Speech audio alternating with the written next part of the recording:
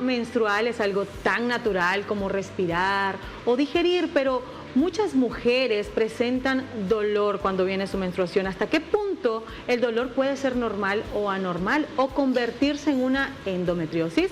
Bueno, ese es el tema del día de hoy y lo estaremos abordando con la doctora Sol Noguera. Bienvenida, doctora, qué gusto tenerla con nosotros. ¿Cómo está?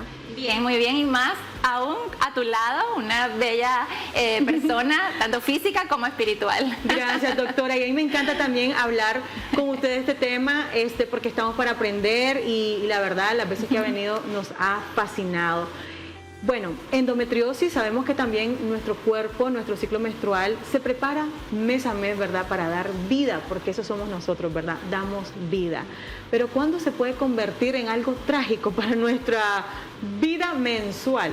Sí, en realidad las etapas de la mujer son bastante difíciles. La llegada de la menstruación marca un antes y un después de la niñez. Entramos en la adolescencia, los cambios hormonales, cambio de humor y también la aparición de ese sangrado mes tras mes, que conlleva a una serie de eventos, porque no es más que la preparación uterina y ovárica para ser mamá. Pero como no son los planes todavía en la mayoría de los adolescentes, entonces esta chica empieza a tener inflamaciones, dolores, y cada descarga mensual, cada menstruación se acompaña no solamente de la inflamación y el dolor, sino la aparición del sangrado, que en algunos casos puede ser muy prolongado, de 3 a 5 días y hasta 8 se considera normal, pero posteriormente pueden tardarse a veces hasta 15 días. El asunto es que el foco de endometriosis, ¿verdad?, son la diseminación o la siembra de células que se tienen que quedar dentro del útero y que por varios mecanismos, ¿verdad? El número uno es el sangrado menstrual va a tener un movimiento retrógrado de ciertas partículas de esa sangre que retornan a las trompas. Entonces, al salir por las trompas, que son unos tubos, unos pasillos, llegan a los ovarios y se infiltran y crecen en diferentes órganos. Recordemos que somos vecinos de los intestinos, de la vejiga, de la superficie del útero por fuera, y son diminutas células rojitas que van a sembrarse fuera del útero. Otros focos de endometriosis también lo podemos encontrar a nivel vaginal, vulvar, y sobre todo cuando las pacientes pues ya dan a luz, sea parto o sea cesárea, es un evento donde queda expuesta ese sangrado después del alumbramiento y es propicio para un riego de estas células aún más aumentado. Entonces todos estos procesos hacen que cualquier mujer tenga el riesgo de padecer de endometriosis. Características clínicas, ¿verdad? Vamos a tener aún más dolor diseminado a nivel abdominal y vulvar durante las menstruaciones. Característico cuando uno le pregunta a las pacientes si ese dolor es propio de la menstruación. Dolor fuera de la menstruación no es endometriosis ni hay que sospechar. Exacto, eso le iba a preguntar sobre el dolor. Sabemos que la menstruación tiene que doler, pero no tanto. ¿O tiene que ver también el umbral del dolor de cada mujer? Has dicho algo sumamente clave. No podemos hablar del dolor como algo leve o moderado en forma general. Lo que para mí es leve, de repente es severo para otra paciente.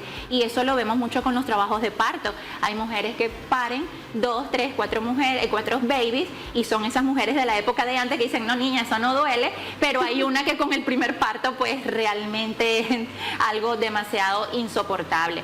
El asunto es que sí son dolorosas, pero volvemos a lo mismo, ¿qué tan doloroso? Entonces uno le explica la escala del dolor a las pacientes y le dice si es del 1 al 10, siendo el 10 más fuerte, ¿en qué lo considera usted? Entonces ella te puede decir 9, 8, hay unas que te dicen un 5 y ya tú pues inicias una terapia analgésica antiinflamatoria y vemos si realmente es un 10 y hay algunas que te dicen no doctora, son 1000 la intensidad de mi dolor, entonces ahí pues hay que agregar terapia hormonal para regular estos focos de endometriosis y permanezcan como entre comillas dormidas estas células y no causen tanto dolor con cada venida de la menstruación. Exactamente, porque en mi caso, pues muy personal, siempre hay como esos leves rinconcitos un día antes o 2 días antes, uno ya tiene esos síntomas de que te va a venir la menstruación, ya tu cuerpo te avisa. Pero hay mujeres que pasan los 5 u 8 días con esos dolores intensos, algunas hasta presentan calentura, dolor de cabeza. Sí, hay algunas que somatizan mucho la sintomatología. Todo esto tiene un porqué. El efecto hormonal durante la ovulación es alto en progesterona. La progesterona, como bien su nombre lo dice, progesterona en pro de la gestación, es la que se va a mantener alta durante el embarazo. Entonces, ¿cómo está una mujer embarazada? Inflamada, retención de líquido, y de hecho, muchas presenciamos el aumento de hasta 3 libras en estos días, y no es porque algunas tienen antojos de ingerir alimentos ricos en carbohidratos, en azúcares, porque es un cambio hormonal en esa etapa de la ovulación, que puede durar de 3 a 4 días antes y después del día justo, completando así 7 días donde la hormona progesterona está sumamente alta. Ahora, ¿qué pasa premenstrual? Empieza a descender la progesterona, empieza a aumentar el estrógeno, que es el que finalmente causa el sangrado, y hay un desprendimiento de esas células acolchadas del endometrio que se formaron en el día de la ovulación para recibir al bebé. Como no hay bebé, no hay continuidad de ningún embarazo, entonces hormonalmente hay un declive de la progesterona, inicia un aumento del estrógeno y hay infartos celulares o hay desprendimiento entre la membrana, entre la superficie de contacto del endometrio y del útero, y el útero empieza a emanar unas contracciones porque no hay nada que lo sujete, no hay nada que lo mantenga estable, y él tiene que limpiarse esa carga de células que se acumularon, que es el endometrio. Entonces, obviamente, sí hay una molestia, sí hay un dolor previo a la menstruación, durante la menstruación, y volvemos a lo mismo, la sensibilidad de cada paciente, la carga hormonal de cada paciente. Realmente hay pacientes que sí somatizan sudoraciones. Hay algunas que hasta se les suben las presiones arteriales, hay unas que no quieren ni comer, que se sienten inflamadas, hay cambios en las mamas. Muchas me dicen, ya yo sé que me va a venir porque empezó el dolor en las mamas. Entonces, claro, la progesterona y el estrógeno empiezan a combinarse y efectivamente viene el sangrado menstrual. Y muy sensible, o sea, todo tu emociones irritada, sensible, llora. Sí. O sea, todo te afecta, ya sea algo positivo, llorás, sea algo negativo, te enojas, o sea, todo está a flor de piel. Ahora, doctora, ¿qué pasa con esos coágulos que se presentan durante la menstruación? ¿Qué tan bueno o malo es? O sea, ¿tiene que ver esto con endometriosis? En realidad tenemos que evaluar si no necesariamente tiene que ver con el efecto de que mientras más coágulo estoy botando, tengo más riesgo de endometriosis. Se supone que el coágulo es porque su sangrado no fue expulsado espontáneamente o más rápidamente. Estuvimos acostaditas, estuvimos sentadas y nuestro cuerpo se acoda, el canal vaginal pierde la verticalidad y esa sangre sigue expulsándose, pero queda arrinconada y por eso se coagula. Qué interesante. Entonces sí puede haber relación con el aumento del sangrado, es un mecanismo obvio del cuerpo para que no nos vengamos en una hemorragia. Empieza a coagular la sangre y la paciente, cuando siente brum, siente el gran coágulo en su toalla sanitaria, en su cótex, pero es porque se permaneció acumulada en algún punto porque no estuvo en actividad física, y normalmente eso ocurre de noche durante el sueño o mientras que esté sentada, pacientes ejecutivas que ejercen su profesión, su ocupación sentada. Cuando se levantan sale el coágulo. Ahora, muchas pacientes tienen sangrados demasiado aumentados en cantidad y en días. Entonces se tienen que cambiar a veces hasta 10 toallas al día. Eso también es otro interrogatorio que hacemos nosotros los ginecólogos, cuántas toallas se cambian. Hay pacientes que me tienen que decir si las llenan, porque si se las va a cambiar con 2 manchitas, eso no se considera que tiene aumentado el sangrado o la frecuencia de la toalla sea relevante. ¿El sangrado va de más a menos o de menos a más? Sí, depende de cada persona. Hay que ver que no ande miomas en el útero, hay que ver otras causas de sangrado, que no ande quistes en los ovarios, porque eso puede también traer como consecuencia sangrados anormales. Y también sus desórdenes menstruales, producto de enfermedades de base, por ejemplo la obesidad, la grasa corporal al final se convierte en más hormona femenina, y estas pacientes tienden a sufrir de muchas hemorragias durante las menstruaciones. Entonces, en conclusión, sí tenemos que tomar en cuenta el tipo de hemorragia durante la menstruación, el tipo de sangrado, si es abundante, puede tener mayor riesgo a una endometriosis, sí, porque a medida que el útero está desocupando ese sangrado de adentro para afuera, hay un movimiento retrógrado en las trompas que puede muy fácilmente hacer siembra de esos tejidos a nivel de órganos vecinos, a nivel abdominal. Ok, entonces podemos decir, doctora, de que si los dolores se mantienen fuertes durante la menstruación, es un indicador de que tengo que ir a verme porque puede ser endometriosis. Ahora, el diagnóstico es de vista. Sí, en realidad primeramente el diagnóstico se sospecha con el interrogatorio. Si el dolor es intenso y justo con la menstruación, puede ser un indicativo sospechoso de endometriosis. Número 2, cuáles han sido sus antecedentes quirúrgicos, fue parto, fue cesárea, también nos orienta a que ubicar el dolor si es con la menstruación, pero aparte tuvo un suceso como el embarazo y como el parto o la cesárea.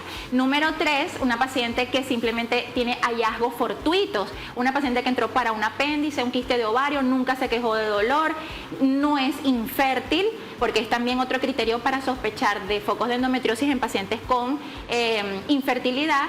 Pero si yo entro a una cesárea y de repente es la tercera cesárea de la paciente, entonces yo visualmente ya en cavidad abdominal empiezo a notar que hay ciertos focos sobre el útero, sobre la superficie intestinal y sobre la superficie de vejiga.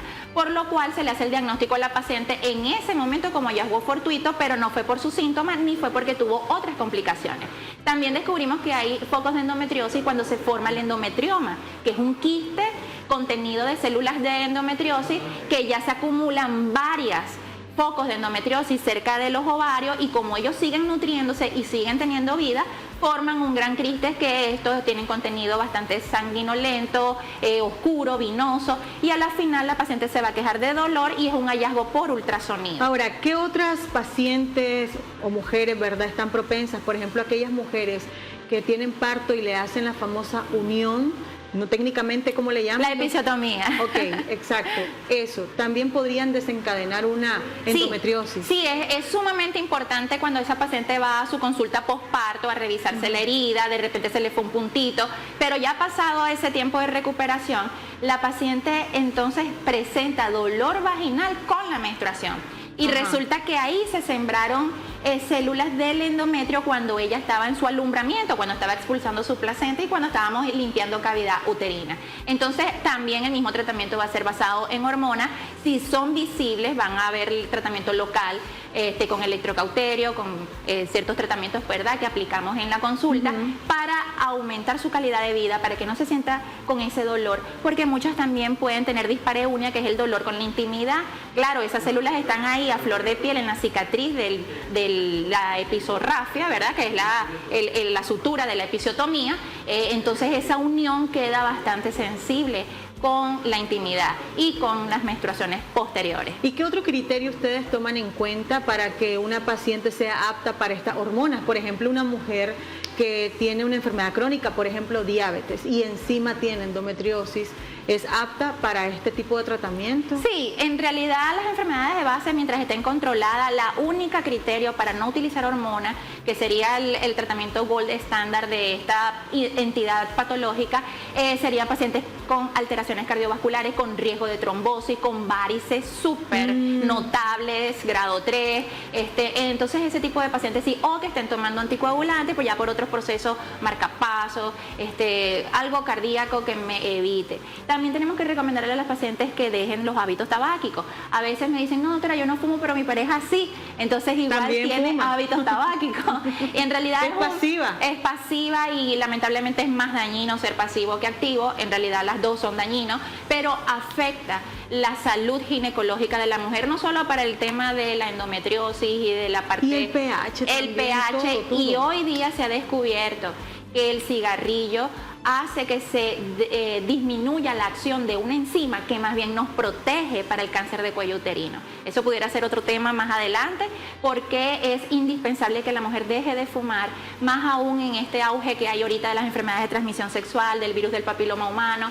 Entonces son propensas más a tener cáncer de cuello uterino las que fuman activa o pasivamente. No, y además si quieren tener una familia, tener hijos, el cigarro se los va a impedir porque eso también provoca infertilidad. Sí. Muy bien, ahora estas pacientes que ya son diagnosticadas con endometriosis, esto es solamente con seguimiento, eso no tiene cura, es decir, esta persona vive con ese dolor, tiene que estarlo controlando nada más. Sí, nosotros hacemos primeramente un diagnóstico clínico, después un diagnóstico quirúrgico, vemos que no ande, lo que más tememos de la endometriosis pues es el paso número 2, que es la complicación de la infertilidad, o que tenga riesgo de quistes del mismo en la endometriosis, que sería el endometrioma, y eso sí requiere una resolución quirúrgica. Algunas veces hacemos electrocoagulación de estos focos a nivel abdominal, a veces tenemos que extraer los tejidos que están muy llenos de estos focos de endometriosis, y en realidad pues es prácticamente seguimiento. Has dicho muy bien con decir no hay cura, solo seguimiento, control, seguimiento, y que la paciente tenga su mejor calidad de vida. Y sobre todo mantenerse en movimiento. Excelente dato el que aprendimos el día de hoy, al momento de presentar todos esos coágulos, ¿no?, que parecen pequeños trozos de hígado. Sí, es bastante difícil. Sí, es el sedentarismo. El sedentarismo, pero puede ocurrir, no necesariamente porque la paciente no tenga ninguna actividad, puede ocurrir durante el sueño, porque es el momento. El descanso, por supuesto, claro. Sí. Obvio, ¿verdad? Bueno, vamos a irnos a un corte comercial. Ya regresamos con las recomendaciones finales sobre este tema.